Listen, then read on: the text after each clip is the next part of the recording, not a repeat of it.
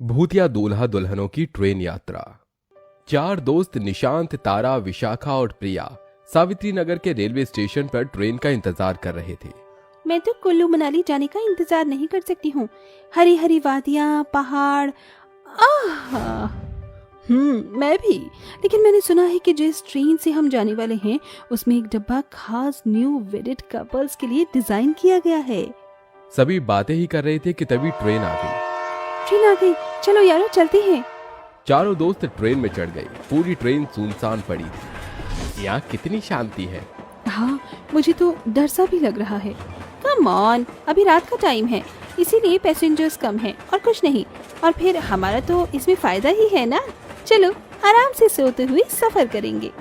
चारों दोस्त उस सुनसान ट्रेन में चढ़कर एक एक सीट पर लेट गए। ट्रेन चलते चलते लगभग आधी सी रात हो गई थी। चारों सो ही रहे थे कि तभी प्रिया को एक आहट सुनाई दी, जैसे कोई उसके पास से गुजरा हो। क्या यहाँ कोई था? शायद मेरा वहम होगा। प्रिया ऐसे बोलकर वापस से लेट गई कि तभी उसे एक आवाज सुनाई दी। कोई है? बचाओ बचाओ, कोई तो मेरी मदद करो। शायद हमारे सिवा भी कोई इस ट्रेन में है, मुझे जाकर देखना चाहिए। प्रिया उस आवाज का पीछा करने लगी और ऐसे ही पीछा करते करते वो एक डिब्बे के पास जाकर रुक गई, जिसका दरवाजा बंद था। ये आवाज जरूर यहीं से आ रही है। रात के सन्नाटे में प्रिया ने चलती हुई ट्रेन का दरवाजा खोल दिया और फिर प्रिया बहुत जोर से चिल्लाई। उसकी चीख सुनकर सभी जाग गए। ये कैसी आवाज थी? प्रिया कहाँ है? मुझे तो बहुत घबराहट हो रही है। वो तीनों बस प्रिया को ढूंढने जा ही रहे थे कि तभी प्रिया बिल्कुल चुपचाप चलती हुई वापस आ गई। उसका चेहरा कुछ अजीब सा लग रहा था। प्रिया, तू कहाँ थी? और ये चीखने की आवाज किसकी? चुप करो, मैं सोना चाहती हूँ हमेशा के लिए। इसे क्या हुआ? प्रिया किसी की भी बात का जवाब नहीं दे रही थी और बस चलती चली जा रही थी। प्रिया सुन, वहाँ खतरा है। उसके दोस्तों ने बहुत उसे रोकने की कोशिश की, लेकिन प्रिया वहाँ चलती हुई ट्रेन से कूद गई। वो तीनों ये मंजर देखकर बहुत डर गए। प्रिया! मुझे लगता है कि इस ट्रेन में कुछ सही नहीं है, जल्दी यहाँ से चलो। जैसे ही मैं 1 2 3 बोलूं तुम डांस शुरू कर देना, वो भी ऋतिक रोशन वाला। टिडिंग डिडिंग डिंग डिडिंग डिडिंग डिंग टिडिंग डिडिंग डिंग। निशांत, क्या ये कोई मजाक का वक्त है? हमें प्रिया को ढूंढना है। पर ये मैं नहीं बोला। फिर कौन बोला? तेरा बाप बोला। देख निशांत, बाप पर मता, वरना। अरे ये मैं नहीं। निशांत की बात पूरी भी नहीं हुई थी कि तभी विशाखा को किसी ने बाल पकड़कर हवा में उठा दिया। विशाखा! निशांत और तारा ने जैसे ही अपने आसपास गौर किया, उन्हें दूल्हा दुल्हन बने हुए भूत चुड़ैल के जोड़ों ने घेर रखा था। ये लोग कौन है? निशांत? इसे क्या पता होगा, मैं बताती हूँ। हम हैं खलनायक। नायक नहीं, खलनायक हूँ मैं। जुल्मे बड़ा दुखदायक हूँ मैं। है प्यार क्या? अरे बंद कर अपने फटे हुए बांस जैसी हलक को। मुझे छोड़ दो मेरी सहेली को। अगर उसके बाल उखड़ गए तो कोई भी लड़का उससे शादी नहीं करेगा। तुझे इसकी शादी की इतनी चिंता क्यों है? तू इसकी अम्मा है क्या? अरे बंद करो ये बेकार की बातें। तुम्हें अब ये बातें शोभा नहीं देती। मुद्दे पर आते हैं। अब तुम तीनों गए। नहीं, मुझे जाने दो। मैं जरा भी टेस्टी नहीं हूँ। मेरे बदले तुम निशांत को खा जाओ। अच्छा, खामोश। तुम होती कौन हो हमें मारने वाले? कहता क्यों आए हो यहाँ? तू बताए, तू क्या कहीं का मंत्री है? वैसे अब पूछ ही रहा है तो चल बता ही देते हैं। सावित्री नगर के स्टेशन पर एक नई तरह की ट्रेन लॉन्च हुई थी। उस ट्रेन में एक डिब्बा खास दूल्हा दुल्हन के लिए बनाया गया था। उस ट्रेन के डिब्बे में बहुत सारे नए शादीशुदा जोड़े सफर कर रहे थे। सुनो जी, बड़ी प्यास लगी है। अच्छा, तुमने मुझे पहले क्यों नहीं बताया? मैं अभी पानी लाता हूँ। सभी का सफर हंसी खुशी जारी था कि तभी एक अनहोनी हुई और चलती हुई ट्रेन में किसी की शरारत की वजह से आग लग गई। अरे जल्दी से ट्रेन की चेन खींचो, आग लग रही है। अचानक पूरी ट्रेन में हड़बड़ी मच गई। कोई चेन नहीं खींच रहा था क्योंकि सभी को बस अपनी जान बचाने की पड़ी थी। सभी इधर उधर भाग रहे थे कि इसी भागा दौड़ी में आग ज्यादा बढ़ गई और ट्रेन की सीटें वगैरह जलने लगी। ट्रेन एक पुल के ऊपर चल रही थी। बहुत सारे लोगों ने पुल से कूदकर जान दे दी तो बहुत सारे उस आग की चपेट में आकर मर गए। ट्रेन का संतुलन बिगड़ने की वजह से ट्रेन भी पटरी से उतर गई और पानी में जा गिरी और सभी पैसेंजर्स मर गए। उसी हादसे में हम भी मारे गए, लेकिन हमारी अपनी बीवियों के साथ समय बिताने की इच्छा हमें ले आई और अब हम तुम्हें भी ले डूबेंगे। भूत ऐसे बोलकर निशांत के ऊपर झपका, लेकिन निशांत अचानक उस जगह से हट गया। तेरी इतनी हिम्मत! निशांत ने तारा और विशाखा का हाथ पकड़ा हुआ था। नीचे पानी है, हम बच जाएंगे, जल्दी पानी में कूद जाओ। वो तीनों चलती ट्रेन में से कूद गए, लेकिन ये क्या? तुम कहीं नहीं जा सकते। निशांत, ये क्या हो रहा है? पता नहीं। वो लोग कूदे तो थे, लेकिन वो सभी वापस से ट्रेन में ही आ गए। ओहो, तुम यहाँ से कहीं नहीं जा पाओगे, क्योंकि जरा बाहर गौर करो। उन तीनों ने बाहर की तरफ देखा। ट्रेन चल तो रही थी, लेकिन वो बार बार उस पुल को ही पार कर रही थी। ये सब? तुम सभी समय के चक्रव्यूह में हो। हम तो जा चुके हैं और ये ट्रेन भी, लेकिन ये वो समय है जब हमारी ट्रेन डूबी थी, और जब ट्रेन इस पुल से आगे गई ही नहीं थी तो अब ये आगे कैसे जाएगी? कुछ समझ आया? इसका मतलब हम फंस चुके हैं। दोस्तों जरा देखो, हमें सफर करते बहुत समय हो गया है, लेकिन इस ट्रेन का समय थम गया है।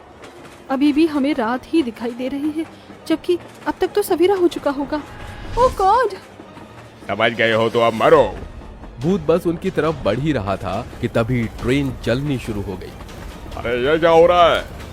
ये सब? कुछ ही सेकंड में पूरी ट्रेन और भूत चुड़ैल जलकर गायब हो गए। निशांत और उसके दोस्त पानी में जा गिरे। बचाओ बचाओ, मुझे तैरना। मैं आ रहा हूँ तारा। विशाखा और निशांत किसी तरह तैरकर तारा को लेकर किनारे तक आए। ये सब क्या था? मैं बताती हूँ। प्रिया? हाँ, मैं जानती हूँ, जब मैं ट्रेन से कूदी थी उस वक्त मेरा खुद पर काबू नहीं था, लेकिन मेरे कूदते ही मुझे इन बाबा ने देख लिया। इन्होंने पहले मेरा इलाज किया और जब मैंने इन्हें पूरी बात बताई तब इन्होंने उन भूतों चुड़ैलों की आत्मा की शांति के लिए हवन शुरू किया। ये इन्हीं की बदौलत है जो तुम और मैं जिंदा है। प्रिया, तूने हमें बचा लिया, वरना क्या मैं तुम्हें यूं ही मरने देती। चलो अब घर चलते हैं। प्रिया और उसके सभी दोस्त एक भयानक सफर के बाद अपने अपने घर लौट गए। उसके बाद कभी भी वो ट्रेन स्टेशन पर नहीं आई और सावित्री नगर स्टेशन फिर से खतरे से खाली हो गया। शिवगंज नामक एक रेलवे स्टेशन था जो कि काफी सुनसान और डरावना था। वहां लोग भी कम थे। हालांकि इतनी चहल पहल वाले स्टेशन पर कुछ समय से ही सन्नाटा छा गया था। तभी वहां से धीमी रफ्तार में साबरमती एक्सप्रेस गुजर रही थी, जो कि काफी ज्यादा सजी हुई थी और अंदर बैठे बाराती काफी नाच रहे थे। हाय हाय, बल्ले बल्ले, आज तो मेरे यार की शादी है, आज तो मेरे यार की शादी है, आज मेरे यार की शादी है। ऐसे कौन गाना गाता है? दोस्तों की शादी में जब तक जमीन पर लेटकर नागिन डांस ना करो तब तक शादी शादी कहाँ लगती है? क्यों भाइयों? अरे हाँ हाँ। It's been long, तेरे बिन सुने परदेसी, नागिन गिन गिन गिन गिन गिन गिन, नागिन गिन गिन गिन गिन गिन गिन। अबे तू तो मेरी शादी में पागल हो गया है। अब क्या नागमणि लेकर ही मानेगा? चल खड़ा हो जा, सारे कपड़े गंदे कर लिए। तू क्या हुआ? तू है ना नए कपड़े दिलाने के लिए। ऐसे ही बड़ी मस्ती मजाक के साथ वो बारातियों की ट्रेन वहां से जा रही थी। ये सब होता हुआ एक डरावनी चुड़ैल जो कि दुल्हन के जोड़े में थी, देखकर जोर जोर से ताली बजाकर हंसती है। आ गई मेरी ट्रेन, आ गई। बहुत शोर मचाने का मन कर रहा है ना? उनकी खुशी को भी मैयत में बदल देती हूँ।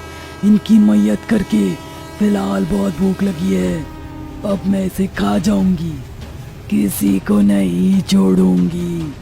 तभी चुड़ैल उस पटरी पर जाकर इतने बड़े कद में आ जाती है कि अपनी शक्तियों से उस ट्रेन को रोक देती है और अपने बड़े बड़े हाथों से उठाकर धीरे धीरे पूरी ट्रेन को निकल जाती है। बाराती यात्री उसके पेट में इधर उधर गिरते हैं और घबरा जाते हैं।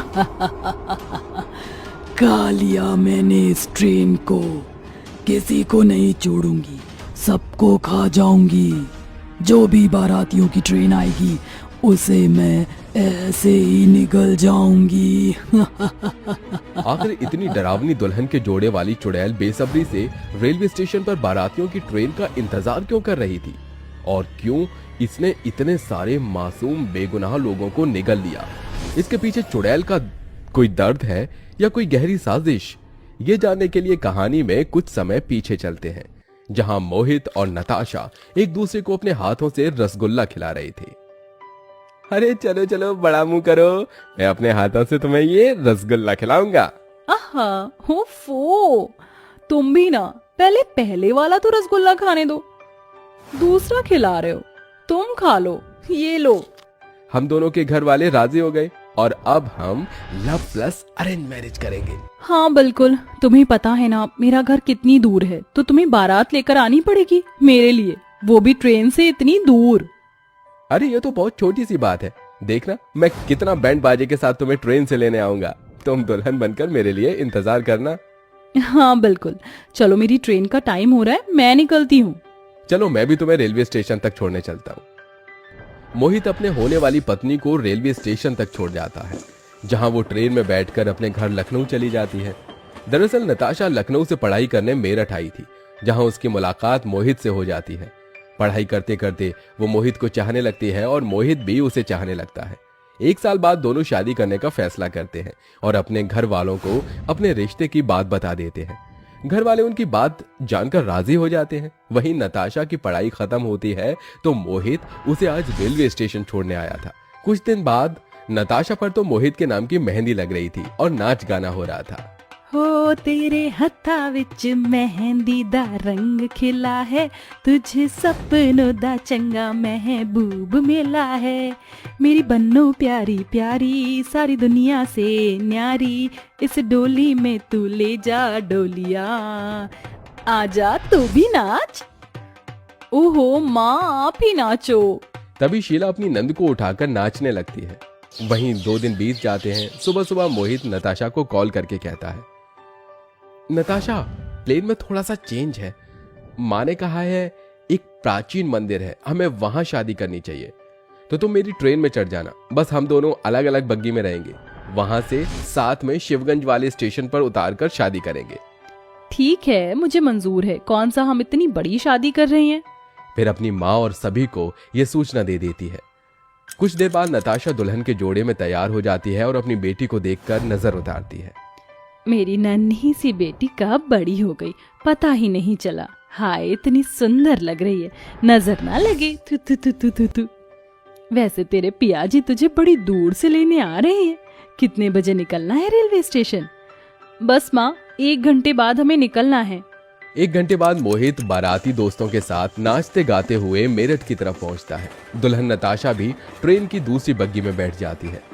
मुबारक हो तुमको ये शादी तुम्हारी, सदा खुश रहो ये दुआ है हमारी।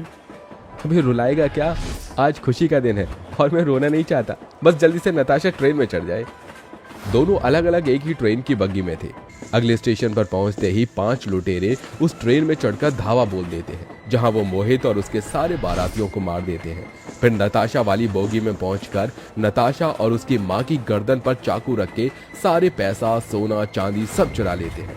देखो, मुझे वो पैसे और सब कुछ वापस कर दो, आज मेरी शादी है, मेरा मोहित इंतजार कर रहा होगा, ये सब वापस कर दो।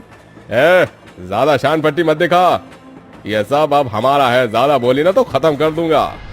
तू मुझे क्या खत्म करेगा? एक बार मेरी गर्दन से चाकू हटा, तुम सबको मैं एक एक करके खुद मार डालूंगी। देखो मेरी बच्ची को छोड़ दो, तुमने ये सब तो ले ही लिया, हमें बख्श दो, आज इसकी शादी है। अब हम तुम्हें नहीं छोड़ेंगे, इस दुल्हन की ज्यादा जुबान चलती है, पर ये नहीं जानती कि इसके दूल्हे को तो हमने पहले ही मार दिया है, अब क्या शादी करेगी? इसका दूल्हा तो पहले ही टाटा बाय बाय हो गया। नहीं, ऐसा नहीं हो सकता, तुम ऐसा नहीं कर सकते, मैं तुम्हें छोड़ूंगी नहीं। गुस्से में नताशा एक आदमी के दोनों टांगों के बीच जोर से मारती है, जिससे उन सबको बहुत गुस्सा आता है। वो लुटेरे पूरी ट्रेन में जगह जगह बम लगाकर एक पानी के पुल आने पर पानी में कूद जाते हैं। तभी पूरी ट्रेन ब्लास्ट हो जाती है, जिसमें नताशा की अकाल मृत्यु हो जाती है। मार डाला ना उन लोगों ने। अब मैं किसी को नहीं छोड़ूंगी। मेरी शादी नहीं हुई तो किसी की भी नहीं होने दूंगी। मार दिया ना मेरे मोहित को। ऐसा कहकर चुड़ैल रेलवे स्टेशन के आसपास वाले हर रेलवे स्टेशन पर आती हुई बारातियों की ट्रेन पर नजर रखती है, और जब भी कोई सजी हुई ट्रेन वहां से गुजरती है तो चुड़ैल तुरंत विशाल रूप में आकर उसे निगल लिया करती थी। जब ये सब कुछ बहुत ज्यादा हो जाता है, रेल अधिकारियों को ढेर सारी ट्रेन और मासूम लापता लोगों के बारे में पता चलता है, तो एक रेलवे अधिकारी शिवगंज वाले रेलवे स्टेशन पर तांत्रिक को बुला लेता है। तांत्रिक बाबा, अब तो आप ही कुछ कर सकते हैं। ऐसे हमें बहुत नुकसान हो रहा है और बहुत लोग अपने परिवार के लिए बेबस हो गए हैं। आप बताइए क्या हो सकता है। तुम चिंता मत करो, दिव्य शक्तियों से मैंने सब कुछ ज्ञात कर लिया है। अब उसे बुलाने की बारी है। ओम ह्रीम क्लीम चामुंडाय विच्चे नमः फट स्वाहा। हे चुड़ैल, मेरे सामने प्रकट हो, प्रकट हो। तांत्रिक के मंत्र बोलते ही भस्म यज्ञ में डालते हैं, चुड़ैल के बनाए घेरे में प्रकट हो जाती है। ए, हिम्मत कैसे हुई तेरी, 2 कौड़ी के डायनासोर जैसी शक्ल के तांत्रिक, मुझे यहाँ कैद करने की। छोड़ मुझे, छोड़। तूने इतने सारे मासूम लोगों को कैद कर रखा है, तुझे तो सजा मिलनी चाहिए। मैं चाहूं तो तुझे अभी भस्म कर सकता हूँ। तेरी व्यथा को जानता हूँ। मैं 2 प्यार करने वाले प्रेमी अलग हो गए और तेरी इच्छा अधूरी रह गई। मासूम लोगों की जान लेकर उनके साथ ऐसा करके तुझे क्या मिलेगा? तेरी आत्मा तब भी भटकती रहेगी। बेहतर होगा तू अपनी माँ को संभाल, अपने होने वाले पति के पास पहुंच जा और सब लोगों को आजाद कर दे। नहीं, मैं ऐसा नहीं करूंगी। तो फिर मरने के लिए तैयार हो। नहीं नहीं, मुझे मत मारो, मैं खुद चली जाऊंगी। मुझे अपनी गलतियों का आभास हो गया है। मैं उन सब लोगों को छोड़ दूंगी। फिर तांत्रिक की बात सुनकर चुड़ैल विशाल रूप में आकर एक एक करके सभी बारातियों को अपने मुंह से रिहा कर देती है, जिसके बाद अपनी मर्जी से वो मुक्त हो जाती है और सभी बाराती अपने घर वापस लौटकर खुशी खुशी रहने लगते हैं।